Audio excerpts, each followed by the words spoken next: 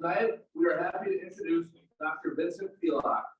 Dr. Filak has been a professor at University of Oshkosh for 13 years. The things that Dr. Filak has accomplished in his career thus far is very impressive. Some of these things are: he received his PhD in journalism from the University of Missouri, a master's degree in journalism from the University of Wisconsin, and a bachelor's degree in journalism and communication arts.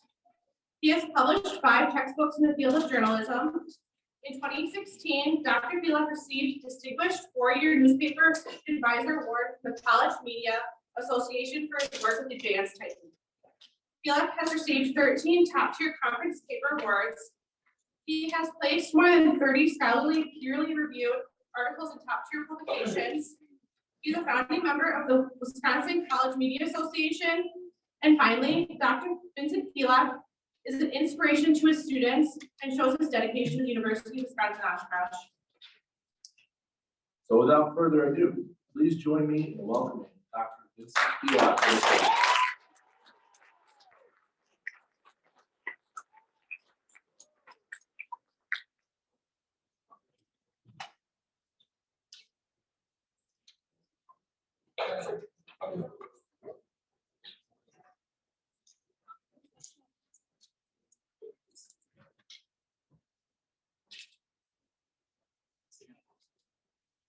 I checked before I did that. I'm allowed to demask, so whoever's going to put that on Twitter, don't freak out. Thank you so much. I really appreciate that introduction. You guys hear me okay back there? You want to talk a little louder? Little louder. Okay. So I'm not used to a room this big or that many people who look like they're about to rob a bank. So we're working on it. Let's try this. Before I begin, I'd like to let you all know that this is being live streamed for the benefit of the people who aren't here, as well as an exhibit A for the lawsuit that I'm sure somebody's going to file by the time we're done. So my wife Amy was nice enough to comment, but I told her that this was going to be available for anybody wherever they wanted it, and I was going to be in front of a large group of people. Her advice was, as always, the best, which is try not to curse too much. So with that in mind, if I randomly pause or stutter, it'll probably be because I'm trying to stop something cuss word like coming out of my mouth. I'll also be relying on euphemisms like dipstick and chucklehead and idiot. So you can fill in whichever words you think best fit your own mind for what I'm trying to get across there. In any case, I really would like to begin by thanking the Panhellenic and Interfraternity organizations here today who were nice enough to nominate me for this honor. I'd also like to thank the students who blindly put up for this award for me. I've often said that this is probably the greatest thing that could happen to me in my collegiate career and my academic life. So I'm very grateful to you all for helping to make three of this come true. As it was explained earlier, the concept of the last lecture was made famous by Dr. Pausch, who was diagnosed with terminal pancreatic cancer. And with less than 3 months to live, he offered his audience a view on how to achieve their childhood dreams. Well, unfortunately, I'm not really capable of telling you how to make those dreams come true. I also don't plan on dying after this lecture. So Cassidy, wherever you are out there, yes, you do actually have to finish this stuff for a freelancing class by the time it says in the syllabus. So sorry about that. Although I understand Dr. Pausch's point, his speech was a really good one. I find it a little more than unnerving that so many of these speeches are about things like how to become supremely successful in life, or how to live out your childhood dreams, or how to be really great at everything.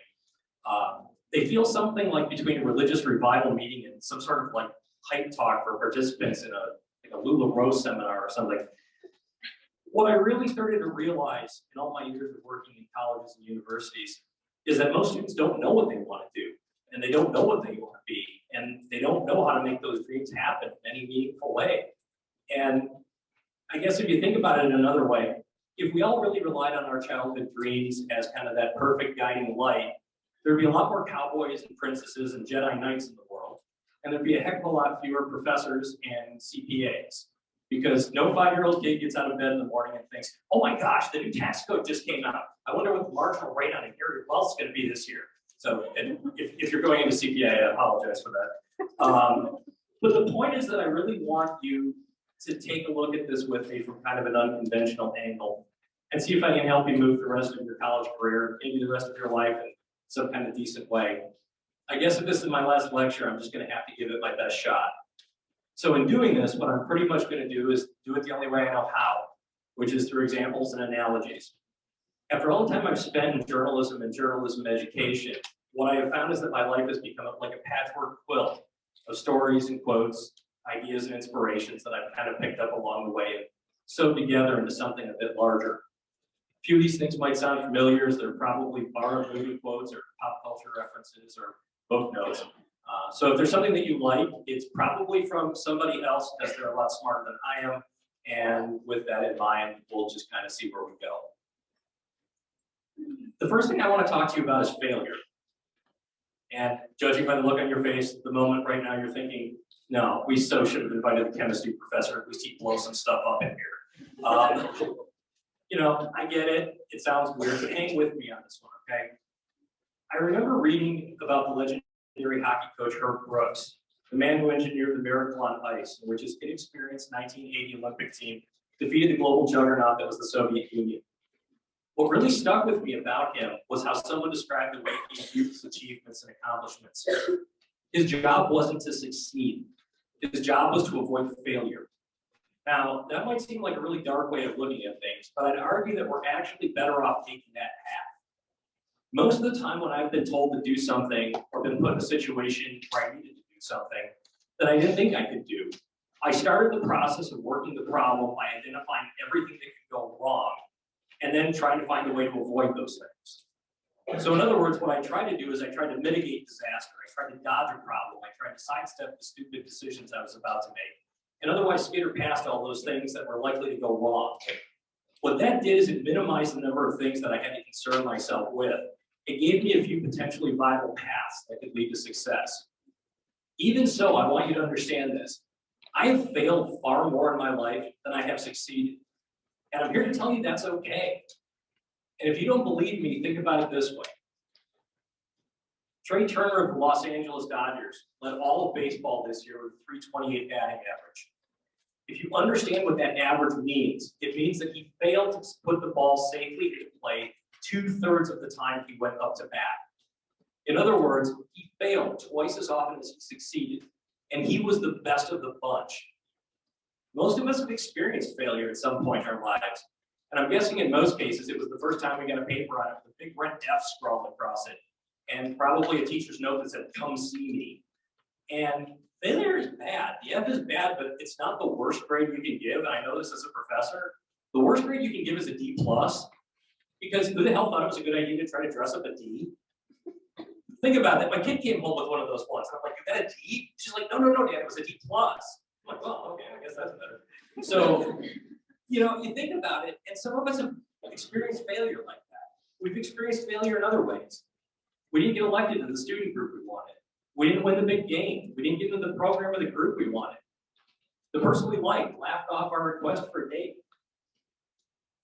That's just me? Oh, okay, I guess nobody here had that happen. All right, skipping ahead. In any case, we're usually too broken up or angry or hurt or otherwise discombobulated to really consider any benefit of what just happened to us. And that's a big problem because there's probably more value in failure than there is in success if you stop and think about it. Failure is feedback. Failure is an opportunity. Failure is just the world's way of telling you, you haven't figured it out yet. Give it another shot. Try again. The Star Wars geeks among you might remember the famous quote from the Jedi Master Yoda regarding effort. Do or do not. There is no try. Well, with all due respect to that green sock puppet with lousy grammar, that's really totally crap. And here's why. When it comes to all the things that you can control in your life, the only one that you really have any say over is how much effort you put into anything. In other words, how often and how much and how hard you try. When Zoe was complaining about how she wished she was as smart as a kid in her class or as gifted as another girl on the cheer team, I told her something that I'm sure doesn't qualify me as parent of the year, but at least it's honest. Get over it. I mean, you're never going to be the smartest, or the strongest, or the fastest, or the brightest in life.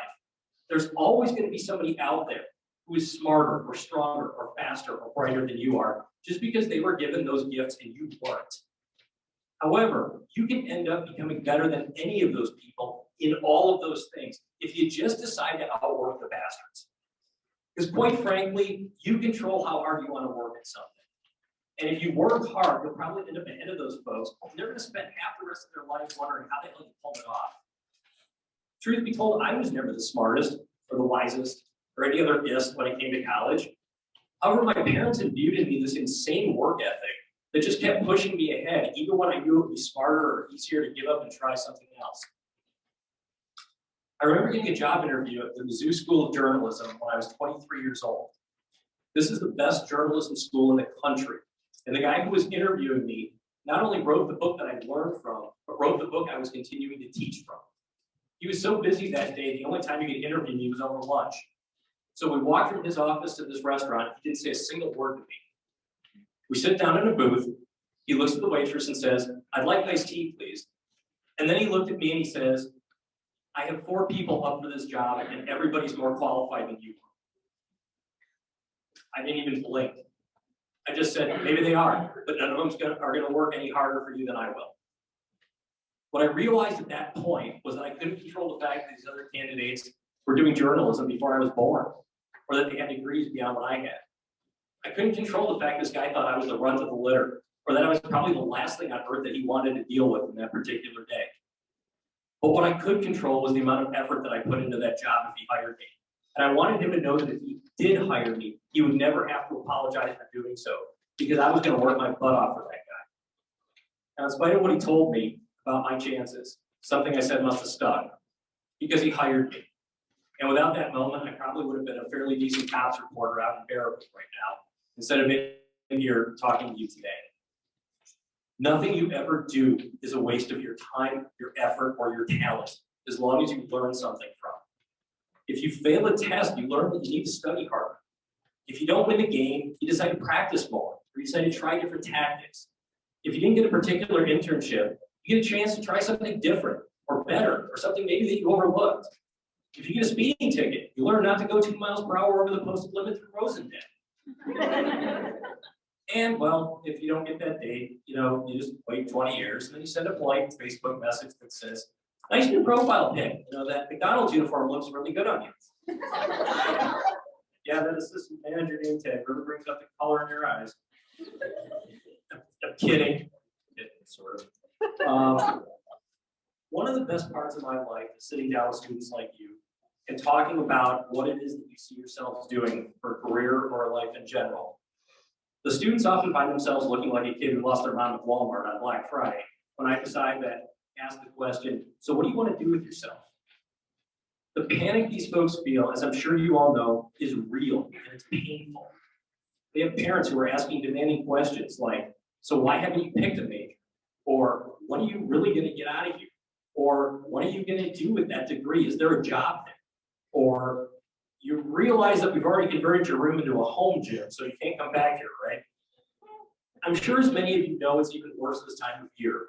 As you head home for Thanksgiving, every well-meaning relative is climbing up your back about finishing the degree, or getting on with that job, or not being cousin Marty. And of course, it's always the cousin Martys of the world who show up at Thanksgiving late and look at you and ask the question, like, "What's taking you so long? Like, when I was your age, I had everything figured out." Yeah, sure they did. That's why the guy's out there breeding Siberian Huskies out of the back of Winnebago until his career as a death metal flute player takes off. So, look, it can be frustrating as heck to deal with this kind of thing, but here are a couple things I want you to understand. First, you're never going to be able to please most of these people, so don't bother to try. They began with, "So where are you going to college?" And then it was, "You got a major yet?" And it's like, "So what's taking you so long to graduate?" Eventually it'll be, "You got a job yet?" Then it'll be, "You date anyone?" Then it'll be, "You getting married yet?" And eventually it'll be, "Having kids?" I mean, you can't wait forever, Eventually it'll be, "You sure you only want 1 or 2 or 3 or 12, however many kids it's never enough. The only way that you're going to win with these people is if you outlive them, so that you don't have to, hang around at your funeral and have these people asking aloud, "Is this really the best place for you to be buried?" I don't know. So realize that, and it makes your life a lot easier. Second of all, I believe what former Major League pitcher Johnny Sain used to say about old timers day in baseball. For those of you who are unfamiliar with the concept, Old Timers Day was an event where teams would invite back a bunch of retired players who would gather in uniform and talk about their glory days. Johnny Saint hated this ritual, and he used to say, there sure is a lot of bullshit going on around here. The older these guys get, the better they used to be. People will forget what it was like in college, and they tend to think you got it made. My friends will occasionally ask me, don't you envy your students? I mean, don't you ever wish you could go back and be their age again? What they see in you are people who can drink like a fish, stay out all night, eat whatever you want, and look awesome. There's no responsibilities, no ramifications. And what they think is that their life would be so amazing if they could just go back and be your age again. Me? There's no way in hell I want to go back and be you guys again. I understand what you're going through. I mean, I made it through once alive in life, and I'm really, really lucky for that one. There are things I miss. I miss having hair. You know, holding your hair in the morning is a great thing. So for those of you out there, take advantage of it while you got it. What I don't miss the anxiety of trying to pass classes from professors who think they're way more important than they really are. I don't miss working double shifts to cover rent at apartments that look like a hostel in Afghanistan, only with slightly fewer amenities. I don't miss eating those 10 for $5 bargain chicken things that I used to stick in my freezer that were probably part cat meat. And I certainly don't miss the mental conversations I would have where it was, I wonder if she likes me. She hasn't called yet. Maybe I should call. No, that's needed. Well, I should call. No, I don't miss that. Do not miss that at all. So that's probably why I empathize with you as much as I do. Part of your life right now is a lot rougher than most people remember it being. I really try to remember that so I can help you out as much as possible. And finally, don't worry about not knowing what you're doing right now. The truth is almost nobody knows at this point in life. About 10% of the people out there think that they've got their life totally planned out perfectly.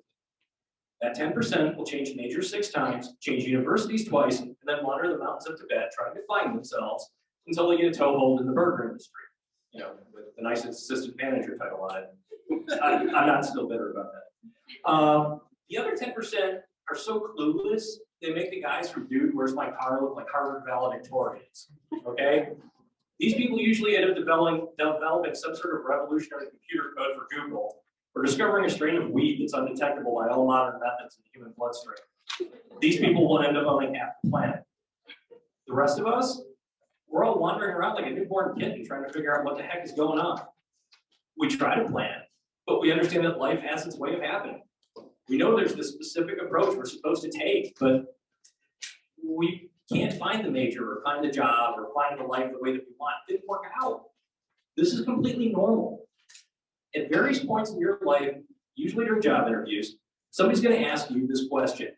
Where do you see yourself in 5 years? With all due respect to the human resources people, that is going to be the dumbest question ever asked in a job interview.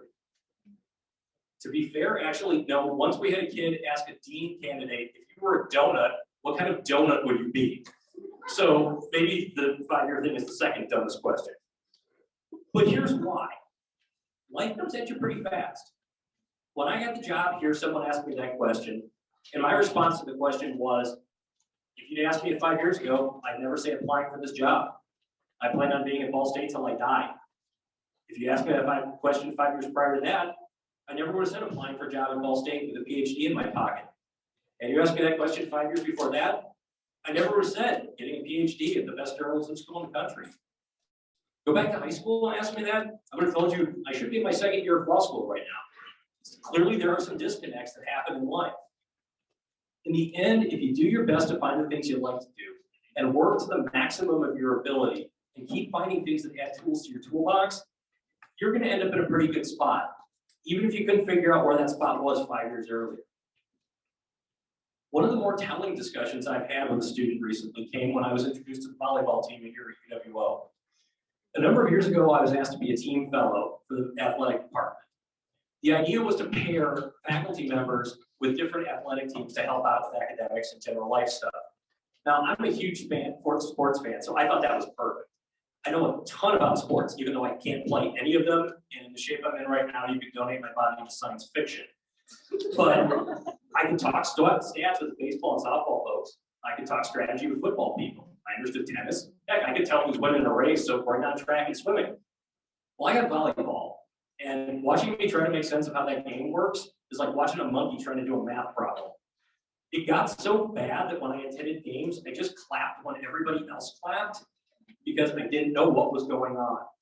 Again, you learn a lot by failing, so I just kept going to the games and finding things that made sense. According to the coach last year, I actually clapped at the right time once, so I got that going for me. In any case, I asked the women on the teams what their majors were, and one young lady told me education, but I don't think I'm sticking with it. And when I asked her why, she put on that mom voice that we all know and repeated the line she'd heard about a squillion times. There's no money in teaching. And everybody else nodded along like, yeah, we've heard something like that. So I asked her, do you think that would make you happy? And her eyes lit up. Everything about it was amazing for her. She started talking about all the different things she could do, all the different things she wanted out of her degree, all the different things she could do for her classroom. Clearly, teaching was her passion. And in many ways, what I saw in her was something that my mother had modeled for me and so many others. My mom put herself through school, taking classes while she was married, and secured a teaching job in her hometown of Panhellenic. She spent the next 45 years teaching children in grades 3 through 8, everything from social studies and reading to English and more. In that town, she taught kids who would become the parents and then the grandparents of the kids that she taught. Not every day was an Academy Award-winning performance, but she loved the job. She stayed in the classroom and she never wanted to move up to administration, become a principal or a superintendent. She retired a number of years ago, and she still serves as a substitute teacher multiple times a month in that district. Why? Because it makes her happy. Speaking of my mom, I have a minor favor to ask from all of you. Today's actually my mother's birthday, and I'm here doing this. So I think Mom is still watching. So I was kind of hoping to do something nice for her. So if you wouldn't mind, at the count of 3, in your best fraternity sorority way, scream and happy birthday, Mom, as loud as you can. Are we gonna give this a shot? All right, 1, 2, 3. Yeah, thank you. That was awesome. That's way better than Al Carnegie. Oh, she's up there. Okay. Anyway, let's get back to the point here. I don't even want to know. The point is, and what I want you to take away from this is that you need to find things that make you happy and do them in your personal life, in your professional life, in every other aspect of life. People drastically undervalue the importance of being happy for a variety of reasons that make no sense to me whatsoever. People treat happiness like it's the after-dinner mint that if you're not too full from the turd sandwich that life handed you, you can take part in. It's the exact opposite. Happiness should be your main course. And I'll be honest with you, it took me a long time to realize that. After I chased the degrees and the jobs and the academic articles and the awards and the book contracts, I started to realize that this chasing wasn't the smart thing to do. I watched friends and colleagues do the same thing, running after every single one of those, oh, this is going to look great on a resume type things. I don't think any of us ever stopped at any point to think about if this was the right thing to do. I love my mom, obviously, but we have an ongoing argument about one thing. She always told me I'd be a great political speechwriter. I could speak well, theoretically. I liked writing, and I could do some good work for some people who had some interesting ideas. I would always counter with, yes, Mom, but I hate politics. I hate politicians. I want nothing to do with this. Her point was that I had the skills to do it. She might have been right. My point was that I wouldn't be happy. And I know I'm right. Don't chase other people's dreams. Find the things that make you happy and stick with it. So with all that in mind, I turned to this volleyball player and I said to her, from a this doesn't make sense, or this isn't worth it point of view, an outsider can easily look at you on this team and see no value in what you're doing here. She was playing volleyball for a Division III team, which provided her with no scholarship, no financial assistance to attend college. She was putting her body at risk in ways that made me shudder every time I watched one of these women hit the hardwood face first, chasing after a volleyball. She's dedicating hours and hours of her life to something that has no tangible value. She's not going pro. She's not getting a gold medal. She's not getting an endorsement from Wheaties or something. All that time could be better spent on an internship where she gets to set up that lucrative career, or working a Joe job where she's going to get paid for stuff, or studying really hard so she could get an academic scholarship for good grades. By that logic, what the hell was she doing in this stinking gym, sweating her butt off, running around chasing volleyballs? And I asked her that. And then I asked, is there any place you would rather be right now than on this team with these other women playing this sport? Not a chance, she told me. So I asked her why. And she said, it just makes me so happy. Yeah, that's right. It makes you happy. This kind of thing can obviously be taken to extremes, which is why we have laws against punching people in the face and public naked stuff. But the point is that if it makes you happy, it's worth doing. No, you might not become rich and famous, but I know people out there who make a lot more money than I do and have a lot fancier offices than I do and have much better titles than I do at what they consider to be much more prestigious institutions of higher learning than this one. And guess what? They're freaking miserable. Me, I get to do stuff like this, and this is amazing to me. This is like the best part of my day. I get to sit in my office in a t-shirt and jeans on a Friday and talk to students about their hopes and dreams. I get to spend my off hours fixing old cars or finishing furniture I find at yard sales. I get to spend my weekends helping Amy build garden beds or selling sports stuff at baseball card shows with my dad. I can't ask for anything more than that, can I? I mean, that's the best stuff. Speaking of dad, I guess if you want the best advice that I can give you, I don't have to look far for a source from it. My mother always gave me kindness and support and love and gumption, but it was dad who always made complex things make sense in the simplest of ways. Here's what I mean by that. The phrase dad used a lot when I was a kid was, the best things in life comes to the person who hustles while they wait. Years later, dad ratted himself out. He told me he got that from a speaker at a credit union seminar or something. But as far as I was concerned, that was my father's gospel. Don't slack off, put forth effort, do something while you're waiting for someone else to happen. Keep moving forward. He didn't just talk the talk, he walked the walk. Or more specifically, he twitched the twitch. See, my father has this inability to sit still for more than 32 seconds. I wouldn't be surprised if he's walking around behind me right now. If he was awake, he was moving. I don't think he ever saw a whole movie or a whole ball game. He'd get up and find some baseball cards to sort or a junk drawer to empty or some other minor thing to do. He hates standing in lines, waiting for other people, because he'd be doing something more important with his time than being stuck behind, some stoner at McDonald's who decided to order everything on the menu that's to the left of the McRib. There were days I honestly worried that he'd be at a funeral someday and just start yelling, "Hurry up!" while the priest was giving the eulogy.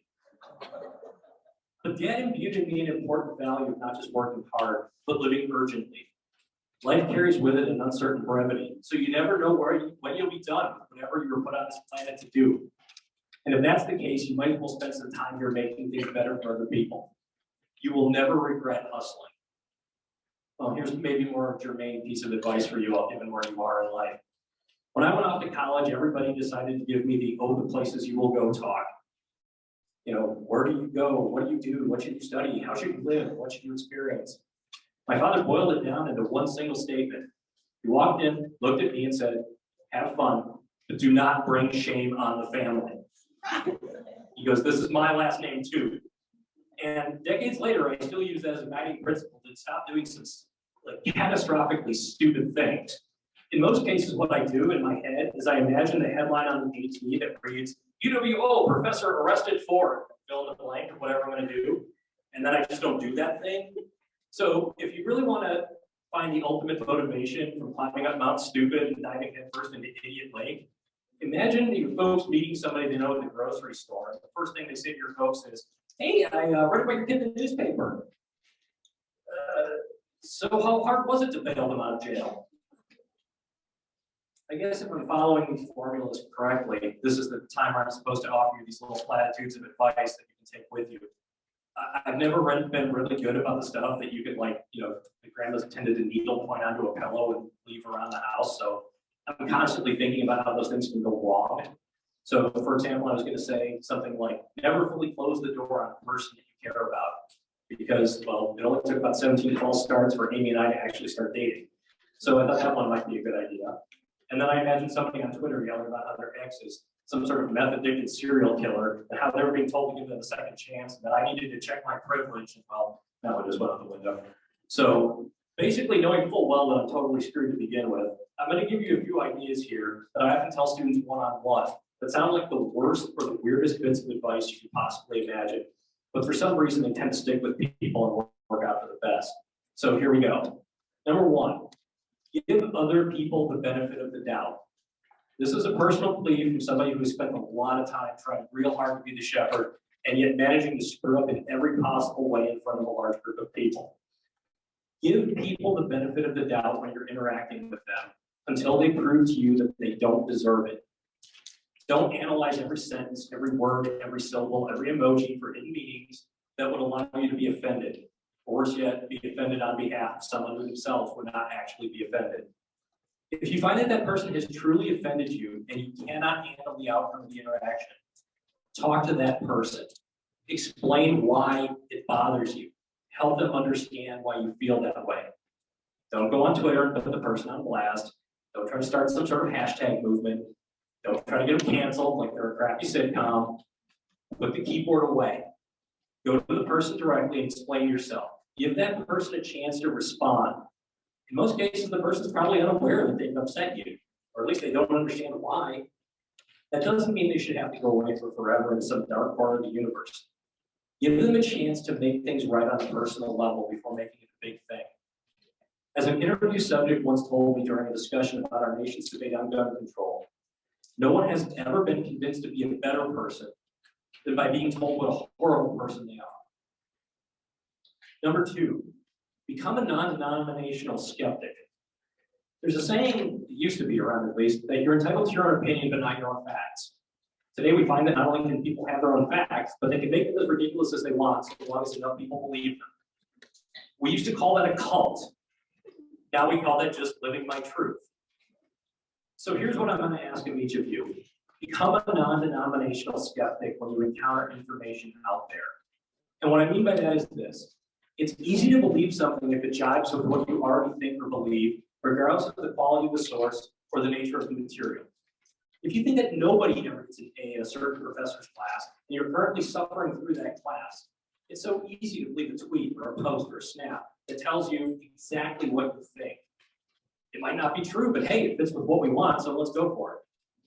Inversely, if something doesn't fit with our ideas or our beliefs or the way in which we have to push back against it, we just outright ignore it, regardless of how good that source is or how accurate the content is.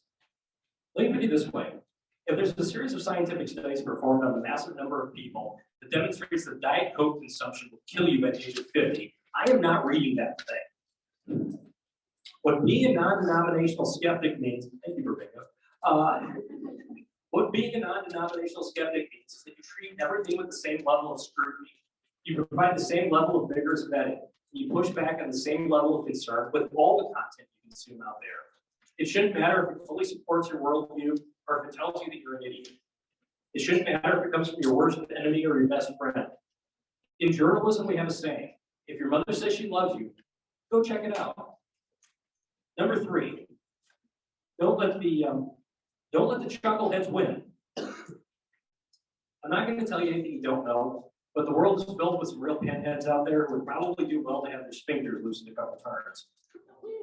There are professors who think they're way too self-important. There's the boss who wants you to know that they're in charge of everything. There's the family member who rides you mercilessly for whatever your perceived shortcomings are. These people have an innate ability to sap your will to live. And if they had your way, you'd be a shrinking violet, withering under the glare of their superiority. It's so much easier these days to just bow and politely genuflect at the altar of their self-importance, just to stop the mental and verbal and emotional beating that you're trying to get out of these people. To hell with that. Don't let these people win. In many cases, people like this are negative for no reason other than they have their own insecurities. They lack the ability to do anything better themselves, or just because, well, it's who they are. Each time you face adversity in the form of one of these people, realize that their sole purpose for existing is so that you can use them to motivate yourself to do more and better than they are able to think that you can. I like to think of those people as the part of the speech where I go, nobody believed in me, but, and then I go out and I succeed at something. It's also why I honestly believe that the world if you think about it, the best quotes in the world don't really come from places like Shakespeare or Aristotle or the Bible. They come from Rocky movies. And if you don't believe me, here are two of the best. When Apollo Creed's trainer explains to Apollo, who is a superior fighter in every imaginable way, why he shouldn't mess with a guy like Rocky, he explains, I saw you beat that man like I've never seen any man get beat before, and the man kept coming after you. In explaining his own philosophy to his son, Rocky said, it ain't how hard you can hit, it's how hard you can get hit and keep moving forward. From a personal standpoint, I can tell you this, nothing pisses off people more than when you refuse to curl up and die when they think you should. Number 4, find your best friend and hold on to them forever.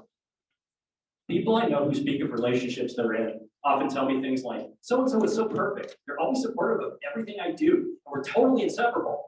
So what I do is I nod politely, and then I mentally set an egg timer in my brain to calculate how long I think it'll be until that relationship crashes and burns. Yeah, me, I know. But the best relationship I ever got in my life came from an Eddie Murphy comedy routine. He noted that if you want to be happy forever, you find the perfect person. And then he clarified that by saying, I'm not saying they're actually perfect. I'm saying find somebody who's as messed up and weird as you are in exactly the same way, and then settle down. I got really lucky in life. I found someone who values what I value, who laughs at a lot of what I laugh at, and speaks in fluent movie quotes. For those of you who know the movie Up, Amy is my Ellie, and I try really, really hard to be her Carl. So people are lying at you. But here's the thing, the best stuff in relationships is the exact opposite of what people think about when they think about relationships.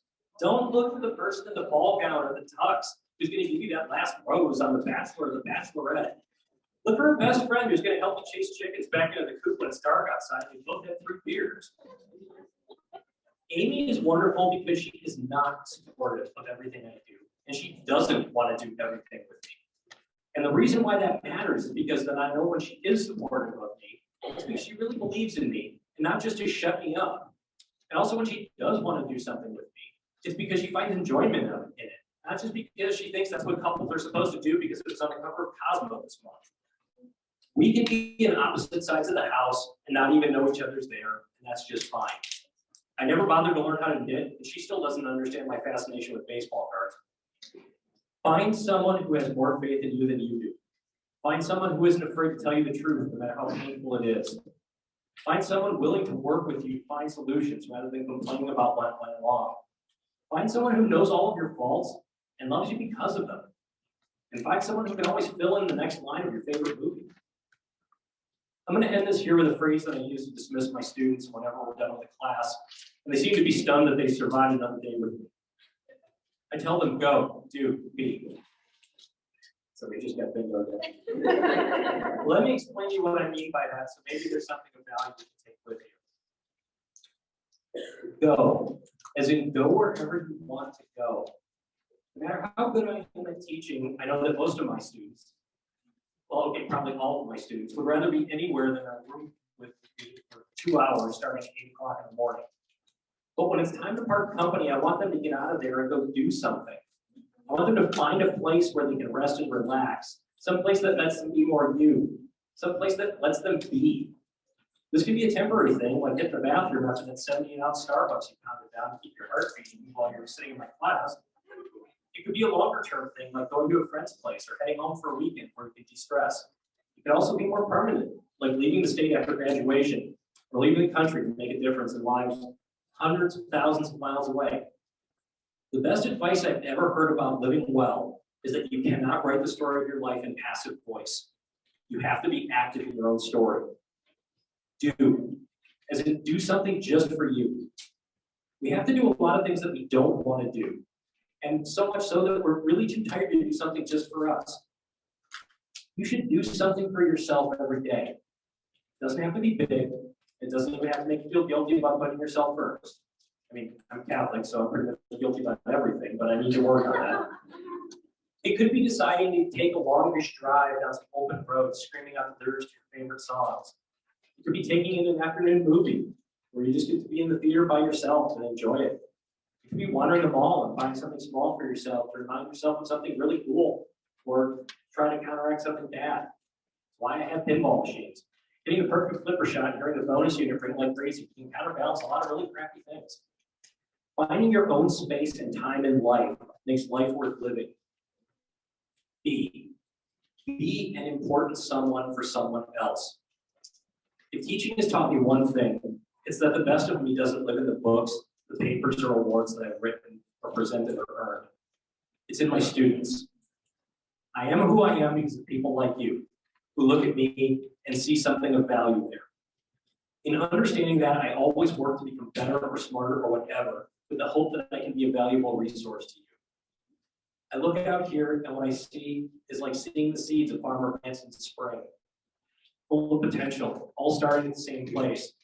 And if I do my job well, you are going to grow and expand exponentially as you move through the seasons of life. The more I invest, the more likely you will thrive. That's incredibly cool to me. And that's why I often refer to my students after they leave as my kids. Because once our lives become entwined, I want nothing but to see you grow. That's why if I had a choice between helping one of my kids and doing something that fits within the formal rigors of expected academia, well, that's an easy choice. I'm helping the kid. No one who's worth anything ever died thinking, no matter what happened, I'm just really glad I abided by the strictest interpretation of the academic rules of this institution. It really bugs me when tight-ass academics tell me not to use the term kid, because they see it as somehow insulting to my students. It bothers me for two reasons. First, don't bite me. Second, I do this because no matter where they go or what they do, there won't be anything I won't do for them. Once you're one of my kids, you're one of my kids for life. Doesn't matter how old you get or how far you are from here. My door is always open for you if you need me. Whatever I'm doing isn't nearly as important as whatever you need. So reach out, let's work through the problems together. When students do come back after graduation and tell me stories about how they're using what I taught them or how they're growing and thriving in life, what I tell them is what I'll tell you here tonight. You don't have to blow smoke at my keister, although I do appreciate it. I just want you to be the go-to person for someone else out there. Work hard, do well, play fair. Make someone else's life better for having known you. So now it's your turn. Go, do, be. Thank you all very much.